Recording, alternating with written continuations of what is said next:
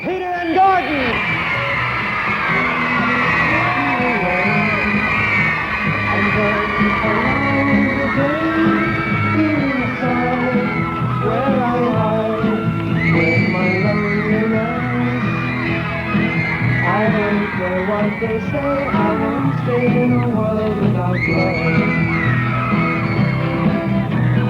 Birds sing out in the blue, and when outside the moon, I'm okay, here I'll stay. Okay, Art Fine's poker party, coming to you from Hollywood with the guy who all that screaming was about, and another guy who's had some screaming in his day too. Far left, 110th time in. Always glad to have you here. Thank you. Ian Whitcomb. I'm not going to say anything today about You have an accent. You're all the way from Altadena, aren't you? Altadena, yeah. By Ian way Whitcomb, of London. By way of London. So welcome, Ian. Welcome to your... You're always welcome here. First time in ever, Gordon Waller. Absolutely. I'm just taking my hat off, please. Gordon Waller, half of Peter and Gordon. Happy to have you here. And also completely Gordon Waller, as well as half of something else. Yeah. And on my left, we got Jim Dawson.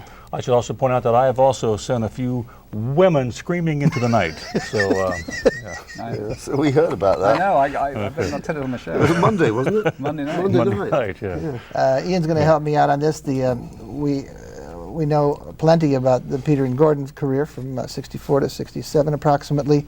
Well, let's talk a little about it. Were you and Peter in a band when you got discovered, or did you form for this purpose? No, we were just me and Peter.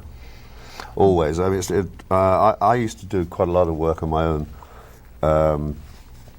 as well as with Peter. In fact, in one show in about 1962, maybe 63, there was a show at Hampstead Town Hall. Oh. Where I was Mark Conquest. Doing rock and roll. Yeah. I was Aubin Sinclair doing folk. Wow. And I was Gordon and Peter doing whatever Gordon and Peter did. Well, you mean it was Gordon and Peter? Gordon and Peter starting up. When did that's interesting. When did that get turned around? That got turned around by EMI. Well, why weren't you the boss? Oh, well, I couldn't give a... well, you had the better voice. I mean, is this one of these sort of... Are you going to go a beep? No, I say bugger all the time on the show. Okay. I couldn't give a toss. I didn't mind. It was just, let's get the record out, let's make it good. If you wanted to be Peter and Gordon because that flows better, I see. Fine. It's like when we wrote songs, they thought Asher Waller sounded better than Waller Asher. I said, fine. I said, do we still get the same money? So on your solo stuff, you're talking about rock and roll. I mean, basically you were a pop duet doing folky, popular songs, as opposed to Little Richard songs. Because the first regular job we were offered was in the Pickwick Club in London, and that was a dining club. So they didn't want to have a big rock and roll band in there. So it was Gordon and Peter. Were you from the provinces, or were you from London? I was from Scotland. I never knew that. And then I was brought down to place outside London called Pinner, which is famous for Elton John and me. Well, and I don't know how true it is, and if you're watching Elton, maybe you'd like to give me a ring and tell me, but my mother says that Elton John used to sit on the fence outside our house, and our house was called Elton. Oh, maybe he got the... And we're just wondering whether he actually got the name Elton John. Because he was Reg Dwight, wasn't he? He registers as Reg Dwight, yes. Yeah. I think he got his name from a guy who we remember in British TV, Elton Hayes, who used to sing folk songs. Maybe. Well, riding through the... We're going to talk about Elton when we get him here. Oh, sorry. We'll talk about Gordon. Oh, okay. So you were doing a variety of things for a couple of years, and then partially always hooked up with Peter at times, or at a later development? Yeah, we as I said earlier, I used to go out and play on my own. I used to love going down to the south coast and busking.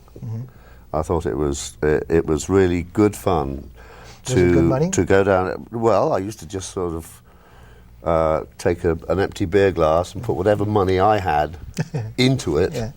And leave it on the table and play, and it was a great way to get food and drinks and pick up girls. Women, I was about to say, that sounds like a great idea.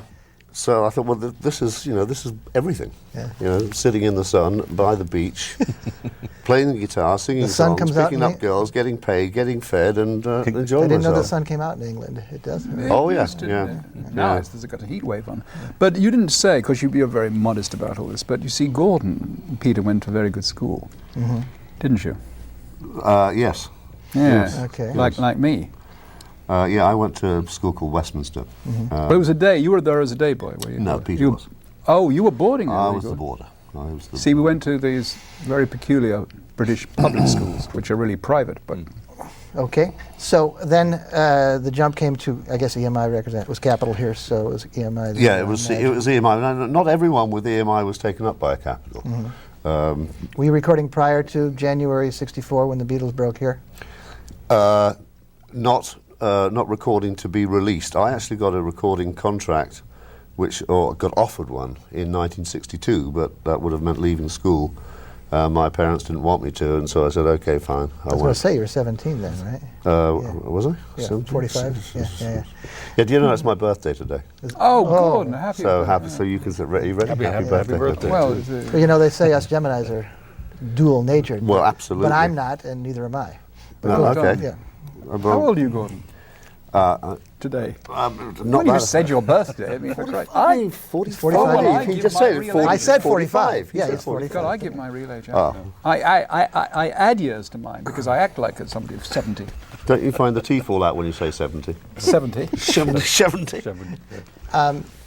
You guys hit real quick, and you came over here. You came over to America fairly quickly upon the World Without Love success. Is that correct? Well, that was the first hit. Well Without Love was hit in England in April, and we came over out here in June, and it.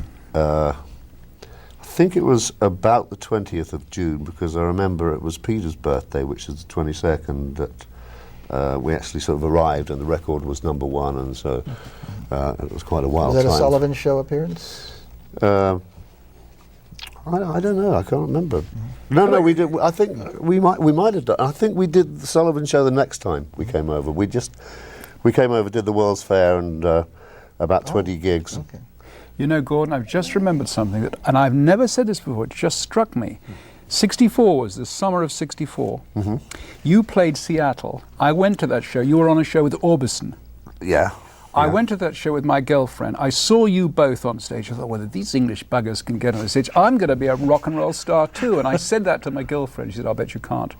And it's suddenly come back to me. It was you and Peter inspired me. Oh God. In I'm a sort sorry. of backhand. In a sort of so yeah, I'll sorry. say. And the next year we were on tour together. Yeah. Okay. Excuse me. Speaking of your good career, It was brief. let me cut over to Ian Whitcomb just a second. If Ahmad's got it queued up already, that second cut on that Shindig tape, if it's ready, actually just roll it in while I'm talking. But this is you doing. I guess you turned me on. Well, that's all I'm Shindig. remembered for. That's You all I know. remember It was for. Shindig, I Well, think. you don't have to be remembered because you're here now. Oh, well, I've done that. Oh, No, adjust my dress. This is a remake. This is a look. remake. No, that's Shindig. Wish I had that jacket. Wish I had that hair. Wish I had those. Can you cut him into the picture sideways? You know. Okay.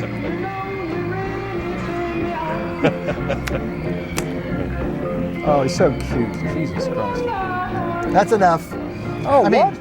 Yeah, that's enough. Is it? Well, you haven't got the ha-ha-ha. That's the most important part of the bloody song. Without that, it's nothing. You should see the ha-ha-ha. Listen to the screams. Were you doing this in Colorado where the air was thin, or what? This is Shindig, Ah. shot not far from here on a very historic stage where Al Jolson got on one knee in 1927 and sang Mammy. But Okay. the particular voice you affected at the time, were Well- you influenced by Frankie Valli or on helium, or what You was know, it? it's funny, I really don't remember. I've said in print that I do remember, but I don't know what happened there. I know we did it in 2 takes, and it was supposed to be a joke, and I was ashamed of the whole record. You know the story. I thought it was a terrible record. So the two of you were invading at the same time. Were you No, at- because he was a year before me. As I said, Peter and Gordon inspired me. And I did say I'm going to be a rock and roll star, and the next year I was. Did you play together at all in Yeah, America? well, Gordon can tell that one. What was that? Tell how you prep met me, it for Gordon. me. The Or what you Clark tour. felt at the time. I can't Come on, remember. for I Christ's can't, sake. I can't remember. Oh, don't be silly. You talked about it the other day. Oh, tell me, remind me The quickly. Dick Clark caravan. Oh, God, yes. Oh, yes. I thought you meant how I met you. Well, there was that on that too. Well, yes. What story do you want me to tell? Well- when I got you drunk?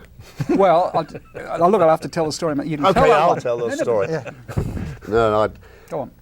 oh, God. Summer of '65, Dick Clark Caravan of Yeah. Stars. I joined you in El Paso. Carry on. That's right. And we had to appear on stage drinking a certain drink, which I'm not going to name. Oh, yes, you can. Okay, Dr. Pepper. Dr. Dr. Pepper. Pepper. And I didn't particularly like Dr. Pepper. It was a little bit too sickly for me. So, They were sponsoring the tour. Yeah. so I got my road manager to sort of tip the majority of it out and top it up with whiskey, and I'd go on stage and say, "This is great stuff." and I think Ian got I know. a good dose of one of my bottles. I thought it was Dr. sometimes, 'cause he Pepper. got on stage and he said, "I feel drunk." I was drunk, and we were playing in I said, Kentucky. "You've been drinking the wrong bottle, buddy."